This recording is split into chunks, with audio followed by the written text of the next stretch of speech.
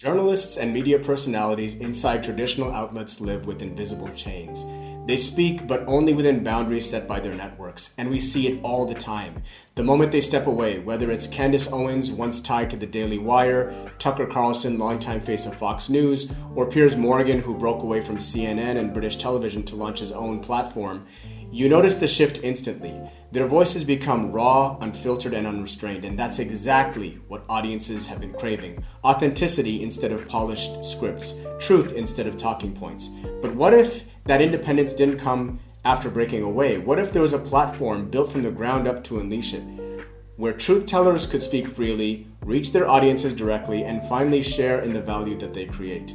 That's the vision behind Plenum, a startup led by co-founder Rejhan Hrnjić. Earlier today, I sat down with him, and he's not looking from the mountaintop down, but he's still climbing. And in this interview, we dive into the bold goal that's driving him, the strategies he's betting on, and the relentless execution it's going to take to transform journalism forever.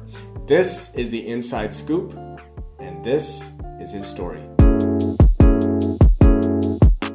It's Sunday, September 15th, 2030. I'm here with Rejhan Hrnjić, co-founder of Plenum, a platform which has liberated journalists from all over the world from media censorship and has become the YouTube of print media. The journey to this point wasn't easy. It began with a goal, continued with the right strategies, and was brought to life through relentless execution. And this is his story.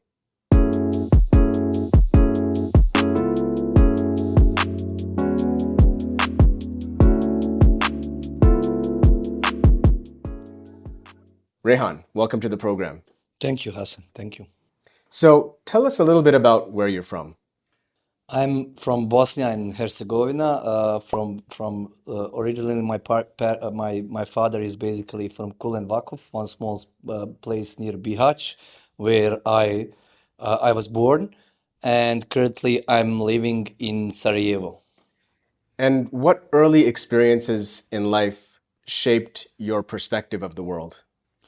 One of the most experiences which shaped my world are basically I had a chance that I traveled Bosnia a lot in my young years of my life through the football matches, and then later on my education played a quite good role into that what I am today. It shaped me what I am today. So my education was basically Turkish college in Bihać, then their university here in Sarajevo.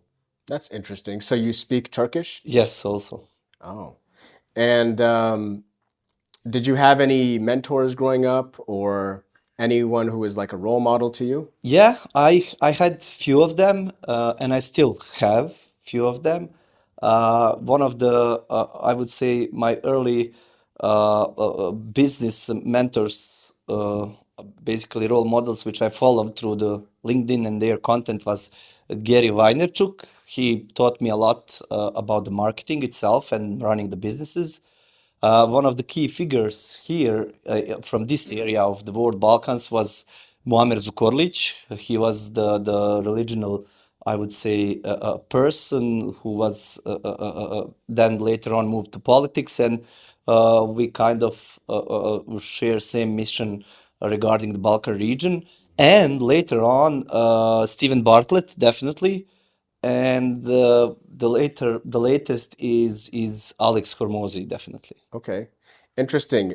So you mentioned people who are big time in social media, like Stephen Bartlett, for example, and some of these others. So what kind of lessons do you think that you learned, or most important lesson or lessons that you learned from any of them? Key lessons I would say are I don't know, the execution itself, what you plan, that you just go out and execute, and the things are going to follow up during the way, and you need to be careful enough to take actions basically on that pathway. You cannot have the vision cleared immediately, but during that pathway you need to be a quite good observer So you observe the opportunities which are coming along the way, and you need to be ambitious. Definitely, you need to be ambitious to achieve high achieving goals. Because if you do not have goals, probably there will not be some, I would say, chances or on your way that you can take them and then execute them. I want to know a little bit more about you. So let me just ask you this. It's kind of a personality question. Introvert or extrovert? And do you listen more to your heart or do you listen more to your head? I'm definitely an extrovert, and I listen more to my heart, definitely. But there is also a logical part in business. When you are doing the business, you need to have the other side also, and you cannot rush things in business. So in daily life, normally I rush things, but in business, I wouldn't say that I rush things. So, as an extrovert who thinks with his head, I mean, sorry, thinks more with his heart, an extrovert who thinks with his heart, you said. How does that reflect in how you get things done? It reflects because when I'm doing the things, I can get motivated quite quite easily by doing some small tasks which I even don't want to do at particular moment, but I have to do because of the execution plan of the mission and the vision, and uh, because of the heart, I get quite pumped on a mission, and I'm energetic, which I can then pass to the team, to the people who I'm working with, and they are quite. I would say I can energize the people around myself, and to push them to do. I would say more things, uh, uh, more things which are needed to be done for a particular objective. I wonder, is there any well-known entrepreneurs out there who kind of have that style? It sounds kind of maybe Steve Ballmer-ish or something. I don't know if you are familiar with Gary. Gary is this kind of style, energetic. He loves to talk really much. You're Gary talking Vaynerchuk. Gary Vee? Gary V, yeah. Oh yeah, yeah. Yeah, Okay, that's so I see it. So that's the parallel. that's the parallel, yes. And I needed to find out this one. While I was younger, how can I say? I used it, but I wasn't aware of it. Yeah. When you become aware of it, then it's a really good strength for the business, for the meeting the people, for pushing yourself and people around yourself for certain goals. And were you always like that, or did you kind of just discover? You kind of said you discovered something about yourself. I knew that I had this energy, but sometimes I was shy. So something like you, Hassan, and basically because of that shyness, I wasn't believing enough in myself. And then when I started to read literature, I don't know, like something like Seven Habits of Highly Effective People, the first book which I would say changed my viewpoint and Seven Habits of Highly Effective People. yes, Okay. yes, Yeah. which changed my view on the particular knowing myself and things which I was doing, but I wasn't aware of them. At least nobody told me in my environment, which at that moment was about them. So yeah. And just before we get to your project, and I want to ask you something because you're from Bosnia and Herzegovina, and there was a time early in the mid '90s where the situation was, the country was going through a war and all kinds of things. Has that influenced or affected you in any way and changed and influenced your perspective? Uh, I think yes. I was born in 1990, 2 years before the war started here in Balkans, and my childhood. Uh, I don't remember too much. I remember, I don't know, one or two things from the war. Basically, one time when the bomb, I have a clear image when the bomb dropped around, I would say, 300 meters from my place when I was standing on the trash bin, big one, and that I was of falling always on the back, and some people, neighbors, were picking me up and then bringing me. So I was like frozen. And I remember also one thing, like when I was doing the playing outside of the apartment, like when the night was coming close. I remember one neighbor. I was always waiting for him from the work. I knew that he's coming around, let's say 7 p.m.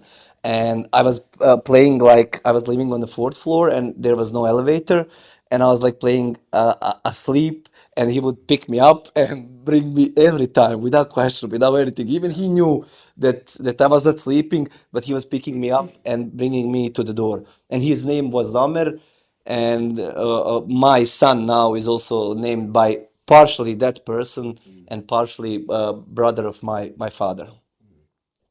But yes, these difficult circumstances, we didn't had a lot of money. We didn't had a lot of, I would say, even normal things like outside sweets.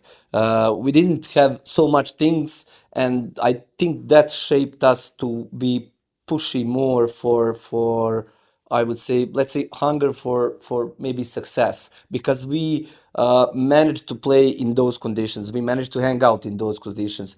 Imagine if you put us in normal conditions, what that perspective brings up to you. So you are already shaped to be uncomfortable in not quite good I would say settlement.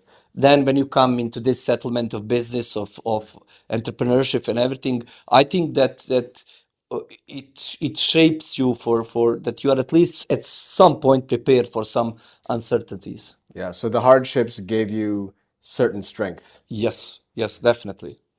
And so getting to Plenum, how did you get started? How did you decide to get started with this? And just for those who don't know, what exactly is Plenum? Plenum is a like meaning in plenus in Latin, which is a collecting group of people on a one place, something like that.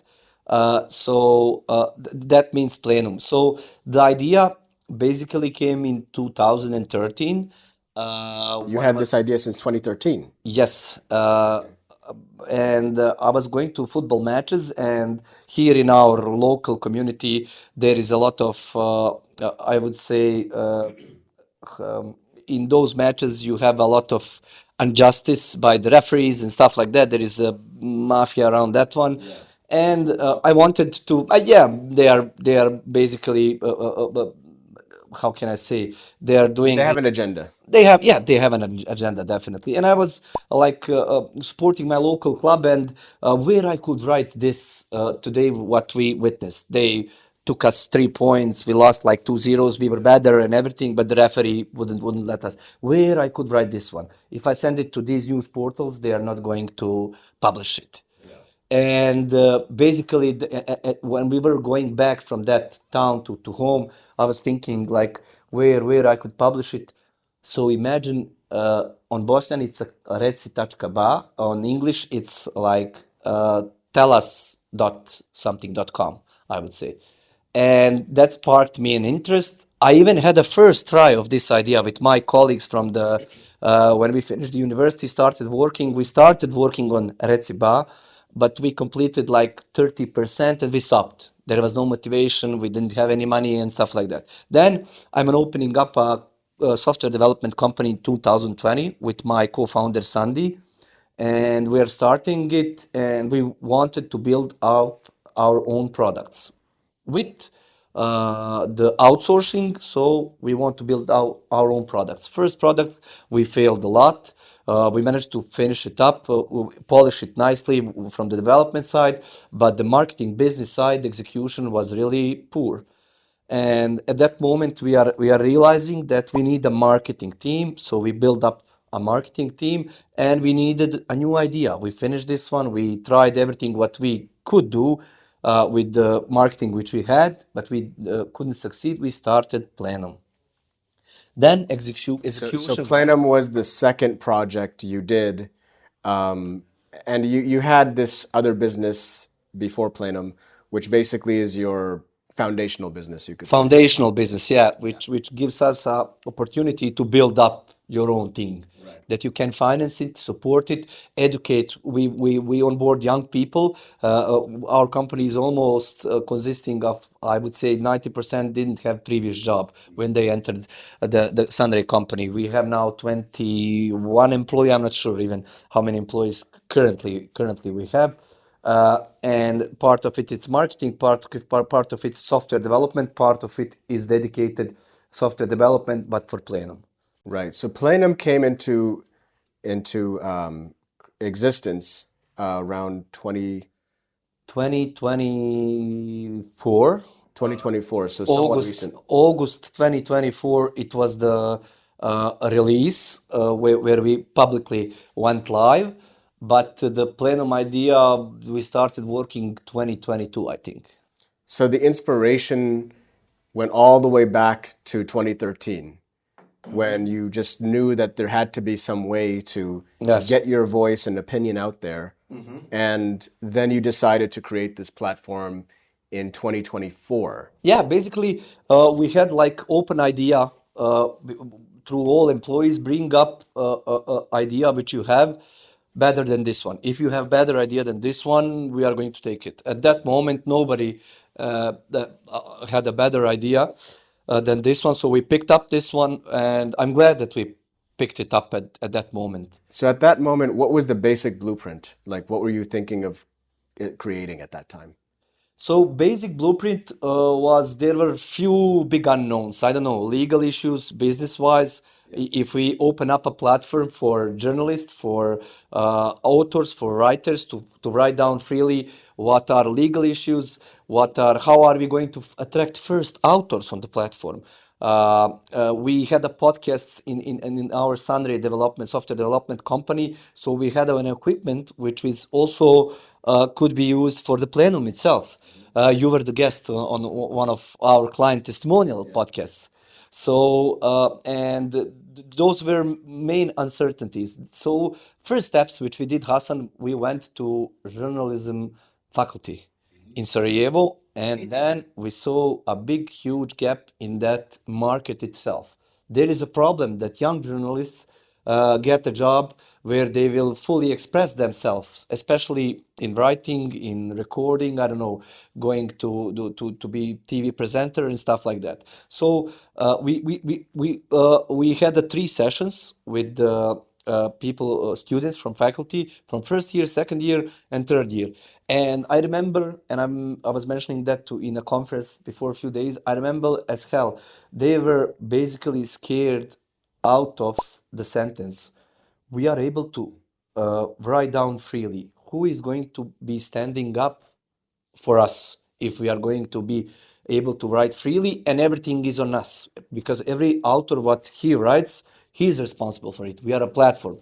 At that moment, I told them that we are going to back up each author who is writing down truthfully and with the arguments and evidences. And we had basically before like month same situation where one of our authors was basically writing down about one judge here in Bosnia, and they wrote us a letter, please remove that article, it's not true. We checked it up, it was true, and we didn't remove it. We consulted our lawyer, what are the consequences here and everything, but we stood up for him, and we are going to stand up for all authors there which are writing down freely. They have an option to write down Demanti. We told them, write down Demanti, register as an author, and they didn't, because everything that he stated was true. Do you have freedom of press in this country? Because basically, as long as it's not libel, slander, you're not saying something false. Yes. You're fine. You are fine. Yes. You should have freedom of press. Yes. All over the world. But here they are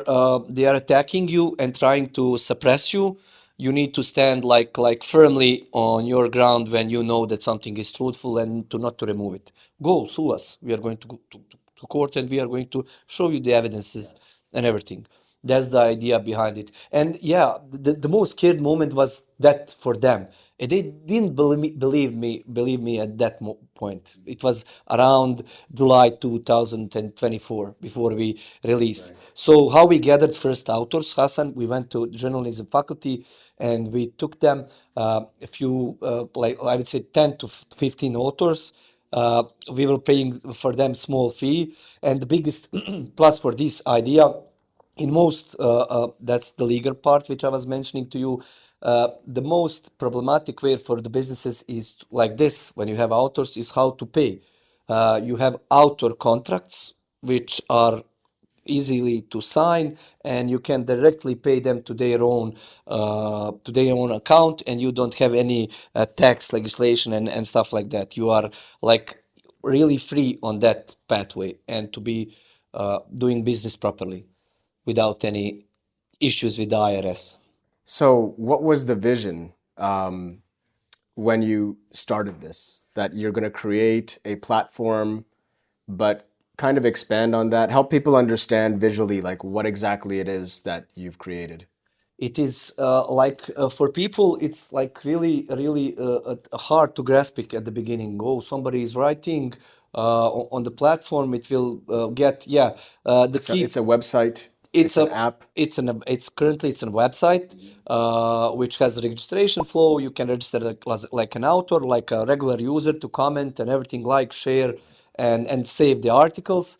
And I need to say one key point: when we get to monetization, the plan is that we share the profit model, 50% to the authors, 50% to us, the owners of the platform. So profit, not the revenue itself, because you need to pay all the expenses which are needed to get the platform running and running. And also that concept was weird to people. How are we going to get there? And how are you going to pay us? As I described now, how are we going to pay to the authors? And So it's ad based basically. yes, It's kind yes. of like, we said earlier, YouTube, in a way that you have ads and you have content and people create content. And we have infrastructure like Google Ad Manager already pulled into the place. We are not like going to send email. Are you going to put a banner here? No, no. We have a Google Ad infrastructure built up in place, and we have also the algorithm built up in place for the revenue split profit sharing, and we have an algorithm for looking at the metrics. What is red? Basically, we are not collecting when you just open up an article and leave it like that. That's for us is not view. For us, view, we take how many reading time is there. Are you scrolling properly till the end? Then in that algorithm of popularity, we also take into consideration comments, likes, shares, and saving an article also. So when you started in 2024 and fast forward to, say, September 2025, what were the big milestones that you've reached between your start and to that point? And what obstacle did you have to overcome to reach that point?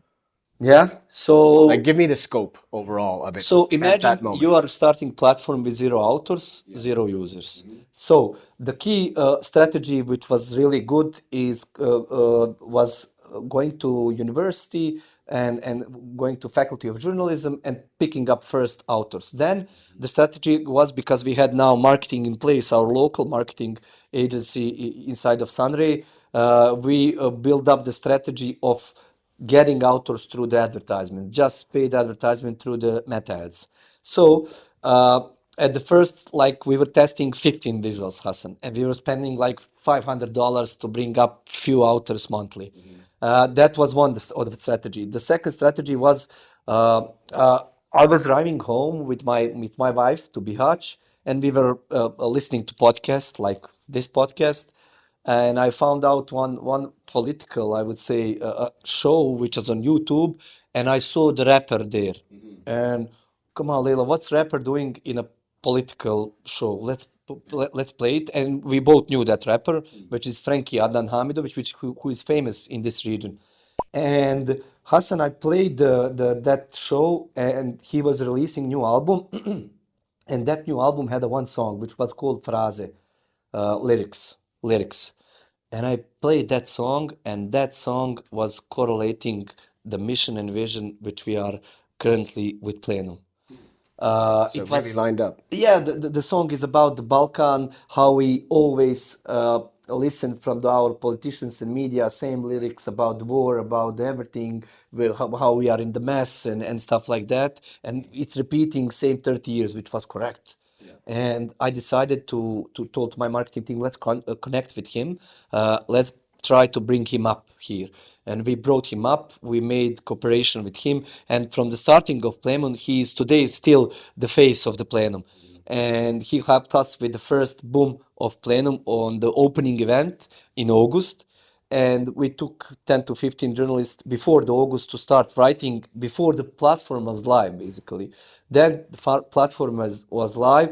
Then we started to grow and to pick up the momentum with the authors.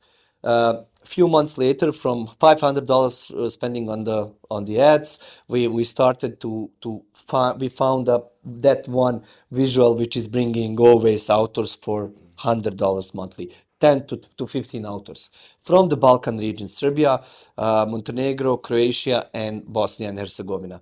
And after that one, we started recording podcasts immediately after the August. And our opening podcast session was with me and Frankie, this rapper. And then after a few months, we recording first Ramadan podcast in Balkan, 30 episodes. Our YouTube channel started growing up. And with Frankie, at this starting moment, we did a video spot for him for the song Phrase, where in that phrase you just see branding of Plenum, Plenum, Plenum, Plenum, and the story of media. During that one, recording of Phrase, I got the number of the most famous, currently one of the most famous journalists in Bosnia, Avdo Avdić. Then I decided I have this number. I will call him to join podcast, which I will be leading. I called him up, like he didn't answer on the first. I wrote down on Viber and stuff like that. After 15 like messages, he replied, "Okay, I will be recording." Gotta be persistent. At that moment, we didn't have a studio. We had just a place where is our company, where our developers are working. What time suits for you, Avdo? Friday, 15 o'clock. Okay, but our company is working till 5 o'clock. We removed whole company at 2:30. We told him go home. Let's record with Avdo. Me and our videographer recorded podcast with Avdo, and that was first big jump on YouTube channel. And we have now like I would say 60,000 views. So you didn't have a studio, you just put him in your office space and then kind of set it up. Yes. And then next big jump was basically I realized that Frankie, this rapper which I mentioned before, 4 years he was recording the podcast. I realized, oh, he might be recording for us, and he's already writing the on our platform because he's a good writer, right? He's recording from the beginning, writing, and I got an idea to record. So we started recording podcasts with him, which was season was quite big boom. We rented a recording studio. We prepared this a part of studio for him. We prepared part of studio for myself and for the other guy. Three different podcasts, three different audiences. I would say we are quite good targeting for the Balkans. And the last big thing which we did, which pumped us in the air, is this conference which I had last Saturday. We kind of got a crazy idea that we need to be into this space, journalism space. Kind of got an idea. Let's bring two biggest journalists, I would say, from Montenegro, from Serbia, from Croatia, and from Bosnia. And we managed. So it was a journalism conference? Yes. Okay. And called Plenum of journalists, and Plenum branding, of course, and everything. And it was quite good, and we got a good traction, and they loved our enthusiasm because nobody organized this kind of conference like we did, like event like we shaped it in after the war. There was no conference like this, so we made it. We are now planning to make a group starting from these people and to push regional cooperation between these journalists. They say it's hard, it's not doable, but we still believe in our idea that we can bring the region on one place, and that we can write down about the good thing, the positive things which are happening in Balkan, and that we try to agree on history, which is painful here in Balkan, and to move from that one to some further cooperations in different kind of things. Like, yeah. Yeah, something that I just thought of though is so these journalists, don't they work for, you know, maybe magazines or newspapers or whatever? And how do they do independent journalism through your platform? Are they allowed to do that? Is there any restrictions? Some of them, because they are big names, they already have their own platforms where they write freely and don't have censorship. Some of them are in TV video production. Some of them are in investigation kind of media stuff. And some of them, we brought them up here because of the violence which is happening now on the Balkan, especially in Serbia, Croatia, also in Bosnia recently, because there is a lot of violence for the journalists. So we are not attracting those top names to write down on our platform. They are if they want. I see. They, So they're you're starting with more mid-tier people who Yes. can become basically part of your. Yes, platform. And we managed to like bring one of those top tiers to write down because he is more into writing, and he hasn't, or he doesn't have his own portal called Dragan Bursac. He's famous in whole Balkan, and he's writing for us. Now, maybe one of these like TV producers, I'm going to have on Thursday meeting to bring up biggest TV name, maybe producer name here in Bosnia, two biggest names, to bring them up to on our Plenum YouTube channel. They are open for negotiation. We will see, do we have enough money, power, capacity for them. But they are let's see. But we are trying to get them into that one. But the main thing which we sparked in their eyes, and few of them told us that on the conference, we didn't see anybody long time like this having enthusiasm to change to shape this media reality scene, because here media reality scene is whole political, whole depending on the sources of the income from the outside. We are completely You take the politics out of it. politics is there, Yeah. but it's not going to be shaped intentionally. It's coming from the people, not from the people who has the power to pay that journalist to write down positively about them, or to pay them to not publish the truth, which is happening. It's already happening to us. We had some kind of these, I would say, proposals which we declined easily. That's completely antithetical to what you're trying to do. Of course. So let's just get into character. And I want to talk. See, the thing is, I have kind of a paradigm here. The idea is we talk about a goal and then strategy and then the actions. Because anything that has to be achieved, you have to come up with a reasonable goal, maybe a little bit unreasonable, and then have a good strategy and have the follow through. So let's get into this character, which is it's Sunday, September 15th, 2030. Everything went perfectly from today all the way to 2030. So now that's where we are. And you've achieved your loftiest goals. How does that best case future look like? It looks like that we conquered Balkan region, which we are currently trying to do with this anti-censorship paradigm, which we are doing with Plenum itself. Regarding the video production, TVs are going to soon be history.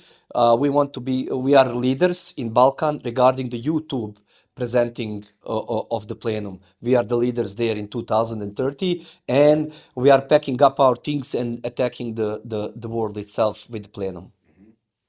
So Preparing now, strategy for the world. yeah. So it's starting to get picked up globally at this point. Yes, at this point we are starting to get picked up globally. Balkan is pretty much established business and going with a nice And what direction. exactly is it giving to the world? What are people doing from all over the world on this platform? So, for example, let me stick a bit more to the Balkan region. We accomplished people who are writing down on our platform are getting 50% of the shares, and that getting 50% of the shares is bigger than a salary of every journalist here in Balkan region. I'm So you're sorry getting to people out of those yes, platforms and onto your bringing them platform. here. And Right. the also thing which happened, people who couldn't write freely on their portals started to write on our platform. Yeah. So the first domino, Balkan region, that has fallen. And at this stage in 2030, now you're going to see a chain reaction where it's going to just get bigger and bigger.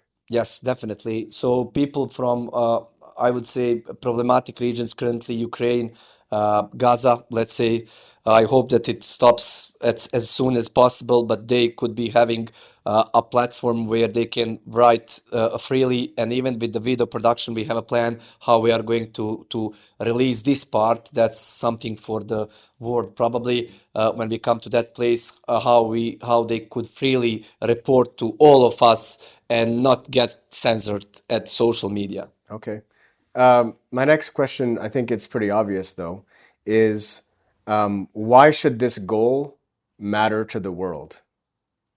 Because world is in a hunger of truthness, the world is in a hunger of making world better place, because everything technology, going to these big cities, and everything big states, it's pornography, betting, alcohol, drugs, whatever you name it, it's it's on the first place. We want to bring back the human back to human. We want to bring back the normal people, that they have a chance to express themselves and to be heard. Not this kind of, I don't know, influencers promoting alcohol, stuff like that. So probably the biggest name, like from pornography, gambling, Coca-Cola, you name it, because of the Gaza, they will not be having their marketing space on Plenum. Definitely. And you had this goal, and when you set this, did you keep it to yourself under your hat, or did other people know about it? Because I know you're an extroverted person, so of course you share things, but of course you can be private too. So the question is, did people believe in your goal, or did you face skepticism? Uh, Really good question. It relates to conference. Yeah, One perfect. point which was there. Even in the company, when we started, I think nobody believed beside me when we first started. It's always how it is. And then slowly, when people started to see what we managed to accomplish in 2 months, then in a more 2 months, in 6 months, in 8 months, in a year, now with this conference, I see a lot of people inside our company is believing into this startup. It's living it like me. Uh, it's synergized also with me and pushing me with their belief to believe more, to push more, to do more. On the conference, for example, one of the famous journalists stated, "You can't do it. You can't. It's hard to change the media reality. It's hard to shape. It's hard to change the laws." Uh, when you say you can't, it pumps my ego, whatever you say it, my drive, motivation, my grit, my passion for this one to try to accomplish it. And I told to them, few people told me at the beginning and during this pathway of the moment, where are we today? It relates to this podcast even. At the moment, where are we today? Avdo, imagine. We are now, Avdo is the name of that journalist. We are here. Who would be imagining that we are going to collect all famous journalists in the inside of this hotel to bring up the conference, and that we are going to have 3 big panels, and that we are going to get an action plan for the next year. And this conference is going to be, I hope, every year here in Sarajevo. And they stopped. They stopped saying anything. After stopped saying anything. So it's a matter of also to explain So our. he was kind of a naysayer at some point, It's I don't I understand his or perspective. doubts. I understand his perspective. He's still trying to change some things over the years, and them they are trying to change something which is uh, unimaginably hard. And our Balkan region perspective is like mentality in most of the people. Unfortunately, Yeah. don't say it, Don't make and noise. yeah, don't make noise. Come on, you Yeah. cannot be afraid through all of your life. You need to stand up. You need to speak up, and then again you need to do. And we are even when sometimes these first two, stand up, speak up, somebody does it. There is a third step: do it.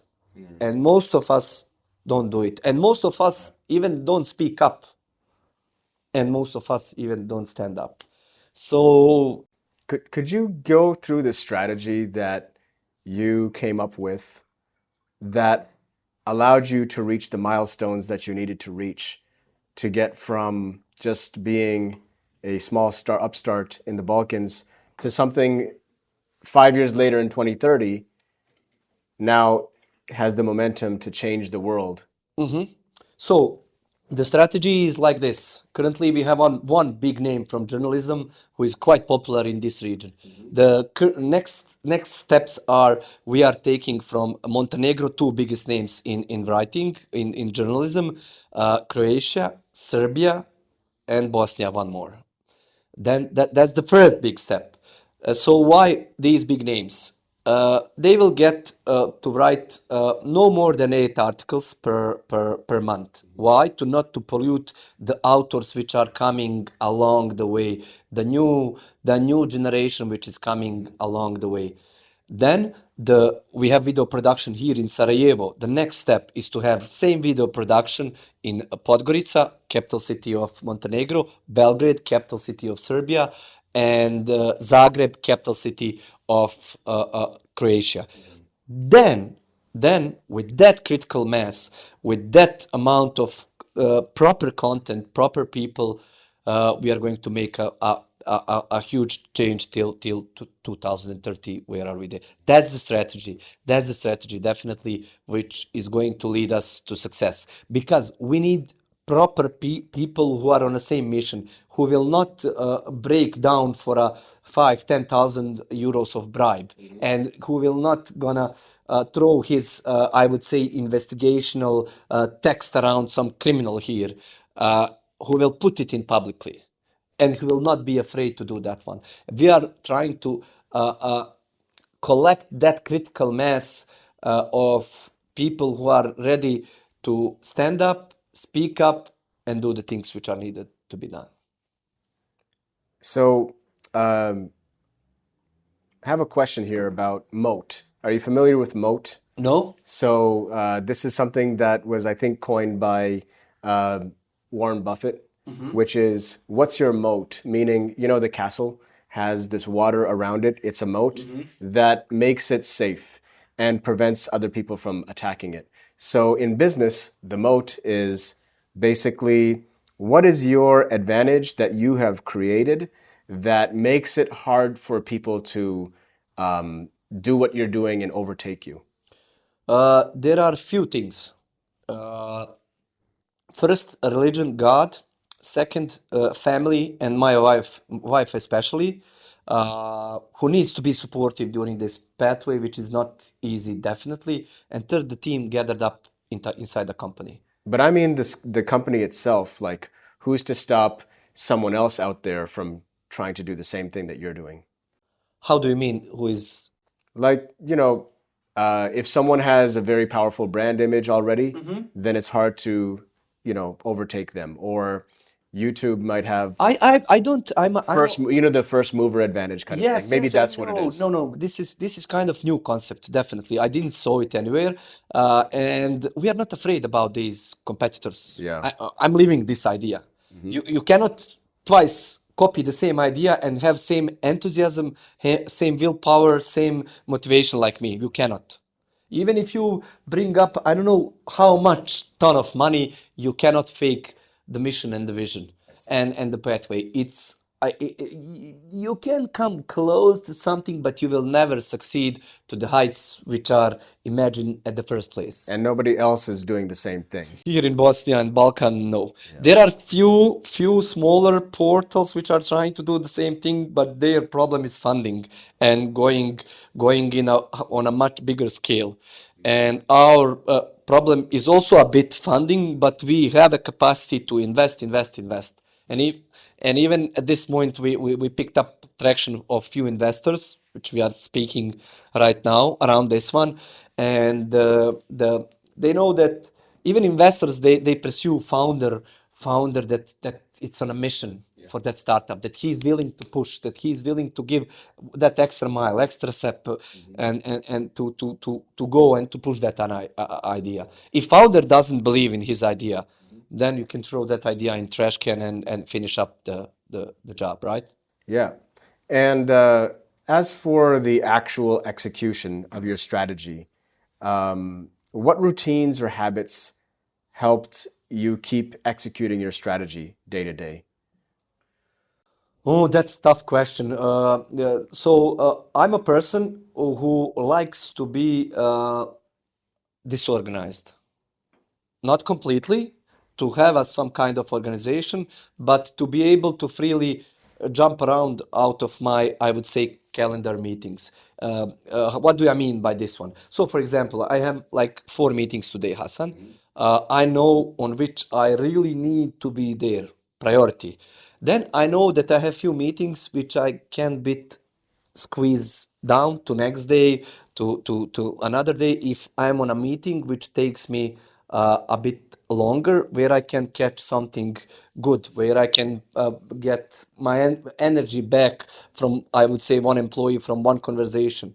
uh, uh, uh, and I was struggling in the moment and feeling blame for that one. Then later on I realized that that's good for me to be not to be strict, for my personality at least. And I'm a person who likes to talk, as Yeah. as you're seeing now, and I like to speak with my employees. I like to speak up with them on a certain business topic, on a private topic, and that somehow pumps me and energizes for the new challenges, and that gives me new ideas, those possibilities which I was talking to you, which come up through the way, and then to execute them. Because one of the uh, maybe we'll speak about that one later. This is what I wanted to tell. If you have. Yeah. So it sounds to me that your strength is not having much of a routine and just being kind of open. And that means you would probably need to partner with somebody who kind of is more routine and structured, because a lot of things don't get done unless you have very consistent habits where you do 1% every day, and that compounds, and that's how you move mountains. So that seems to be a weakness in you. So you maybe you have a partner who you work with Yeah. who covers that kind of base. Can you talk about that? Yeah, definitely, especially technical part wise. My partner Sandy, he's complete opposite of me. He's calm. His words are really properly selected before spoken. He's diligent in some things, and definitely he helped up to build my, I would say, level of organization at which where I am now. Right. And definitely his technical knowledge. I was programmer and everything, but his technical knowledge is hard to find in, I would say, Bosnia, Sarajevo. I know just one guy who is diligent like him, and he's on that part, crucial part, to not to bother me on that part, definitely. So, and when I was speaking about this disorganized, it's not like that I don't know where I'm going. I'm just picking up proper priorities at the time, I would say. And then those lower priorities can end up at the end of the week, but we get things done. We don't left them uh, undone unless we saw that we don't need to do that one, and move it away from our goal and pathway. Were there any weaknesses that you had to overcome in this process? Oh, of course, a lot of insecurities, building up confidence because you are starting up a business. You are not prepared for that one. You don't have the knowledge. You listen to some people who were speaking about the business while you were coding and stuff like that. Uh, Building up confidence, this energy which spills out of me now, took time.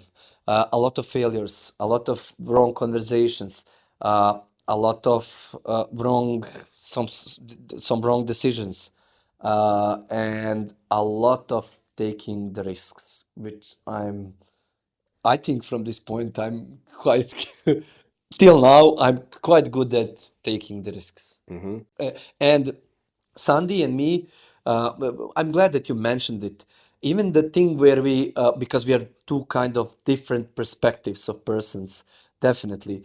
And even when we got to a point where we do not agree on something, Hassan, we sit and speak, and we somehow get to the middle of the both sides and decide on that middle. That expand on that because do you have any specific example where that happened? Mm, there were a lot of small things, but I don't know. For example, of I would say some hiring process, hiring people. There were a few examples where Sandy listened to me. Oh, this person is not for the company, and I told no. We are bringing up this person. I'm seeing the will and power in him that he is going to be quick learner and adopt the things. And because we are employing young persons, right? And Sandy sometimes expects for example, that person has already built up something. But also otherwise, I made some mistakes there. Where Sandy listened to me, we employed that person. That person didn't go well, but yeah, and on some big, I would say strategically, client organization wise, people moving around wise, I was expanding so much in some side. Let's say let's move this person there or pull it back here, and somehow we agreed on let's say in the middle, not pulling two persons, instead let's pull one and let's do this strategic move and stuff like that. But and what helped us, you mentioned routines. I remember now one quite good. Each Thursday we had this Thursday and Monday sauna, uh, because we don't have during the day so much time to speak each other. We organize 2 times because it's near our office, really near. 2 times per week sauna, and me and Sandy, imagine us 2 times per week, 1.5 hours speaking. So you're there on your towels Yes. and then getting the steam going. Nobody can reach you on the cell phone because cell phone is outside. Nobody can interrupt us. It's two of us there, and it's really helped us to even speak about the business, about some problems, issues which we have, about some current state of mind. Where are we? Because with the business and last year in IT was pretty harsh, and there were some harsh talks between us, and harsh moments, and that helped us a lot, Hassan. Really, it even bonded us more on a higher scale. We were friends. I know him since 2011, 12. But these saunas even helped us that our relationship grows even further. And what is good out of this one, I know what Sandy thinks, and Sandy know what I think in some decisions. So you get into arguments in the sauna too? Sometimes, yes. Okay. At the beginning. Now, in these moments, when it's summer, we don't go to sauna because it's too hot. But soon we are going to start it. But It's now, your chance to really like let loose and yeah, yes. interesting. And I suggest to somebody who is co-founding with somebody, try it. Even somebody who is sole founder, you will need to bring up your phone somewhere outside, and you are going to be alone with your mind. And even sometimes, Sandy couldn't make it up for sauna. I couldn't make it up for sauna, and we would be sitting solely there which is also quite helpful experience. So, what mindset qualities do you think matter the most for success? Mindset, knowing your goal, mission, vision, and the most important thing which I learned, it's also in Seven Habits of a Highly Effective People, take action. Absolutely. And don't worry too much what will happen or what will not happen. Just do it. Just do it. That's the most important thing which I did. For example, this conference, it's when we first started this idea to bring up the journalist, uh, oh, we cannot bring them up. Oh, that name, no, it's impossible. Oh, no, it's impossible. And then at some point, it started to be possible. Just you need to believe it and execute it. And doing the execution steps are quite good. And if you have a quite good team, you are unstoppable. So, we're wrapping up pretty soon here. And, you know, this podcast is about talking about 2030 in the future. But you know what? It sounds like your potential, your maximum potential, is not a 5-year plan. It's maybe more of a 10-year plan. So let me ask this: when you've reached your maximum potential, when do you see that happening? I would say 2035 or 2040. Wow. And what do you see? What impact do you see that your platform will have on the world when you get to that stage? It will bring up, um, I would say, faith in people. It will bring up the truth. It will make a world people, at least who are on plenum at that moment, it will bring them up a bit security and a bit truthness to believe people around yourself, and because in this current state which we are, a lot of flies are in front of us and it's almost unimaginable, and a lot of injustice. I'm not saying that we will bring justice. At least we can read about justice, which is at least we can write down about the things uh, uh, which are not proper in this world, and maybe somebody will take off and take actions. Maybe somebody will get be educated through the plenum and try to stand up, speak up, and execute. And these who execute maybe at some point in functions inside the state or inside the court or inside the grocery way, whatever place, and they will start to behave and do as best version of themselves as they can be. And when people talk about you at that future point, what would you hope that they'd say?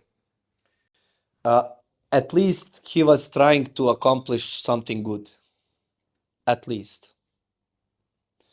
Even at least he was trying to accomplish something good. He was trying to uh, But you did accomplish something yeah, good. I did So that's the vision. So when you get to that point, what would you like people to say? let's be like him and let's do more good thing. Let's do more good things. And what advice would you give to someone who is trying to accomplish a big goal? Learn, get some knowledge, stand up, speak up, and execute. And gather people around yourself, around your idea, and believe in yourself. Nobody else is going to believe in you except yourself and At your the beginning. parents. Yep. And your parents. And of those things, what's the most important that you would emphasize someone needs to do if they're trying to reach a goal? You're giving someone advice, they're like, I have this big, lofty vision, I'm going to do this. What's the number one thing of those things that you listed is necessary to achieve a big goal? Number one thing is taking action. And by taking action, I mean sometimes educating, sometimes trying out things which you never tried, sometimes hanging out with the people which you never imagined you would be hanging out, making connections, whatever taking action is. Taking action is the core. But to be able to take action, you need to get rid of fear. Fear is the one of the biggest things which suppress us. And all these things which happening now in the world is producing as much as fear as they can and as much as anxiety as they can. Very true. And I want to get rid of that one. I want to get rid of that part, if it's possible. At least starting here in Balkan and then going through the world, because it's doable. It's doable. There are people in world also doing same things, trying to do same things, like Mo Gavdat, Stephen Bartlett also, which I mentioned. There are people who are taking care of trying to take care of the humanity, trying to shape some kind of different reality. And Mo Gavdat especially, what he left, what he turned down, and now what he's speaking and trying to achieve, it's a huge thing. Maybe somehow Mo Gavdat also inspired me to make my vision bigger. And now that you've achieved your goal, where again, role playing being in the future, you've made it, and all the things that you set out to do, you've accomplished. What keeps you inspired for the next chapter? People. I love to spend time with the people. I enjoy it in various aspects, not just in business, in camping, fishing, walking, going to a mountain, uh, uh, especially traveling, Hassan. I didn't mention I learned a lot of things because I traveled around the world. I learned a lot of about the perspective thing, happiness, seeing different kind of the world, and then it's people. It's people, definitely. That inspires me to move forward. And the religion maybe at the first place. I want to be as better as I can. We are all having our own mistakes. We are all on the same struggle, and we need to be taking care of our spiritual part, because it's also quite important in this mission, in this energy which at the end is being produced, and spirituality, and trying to get the best out of yourself by not harming others. And even if you are harming others on that pathway, be responsible, be prone to say sorry when you did the wrong thing, and to not to make it again. I'm speaking here about small things, not big things. Big things you cannot make harmful to people if you are on the right pathway. That pathway is basically God. Beautiful. Well, I think we can end on that point. Rejhan, thank you so much. It's been a pleasure to have you. Thank you, Hassan, for bringing up me here, and I wish you good luck to bring a lot of inspiring people here in your podcast. Dobro.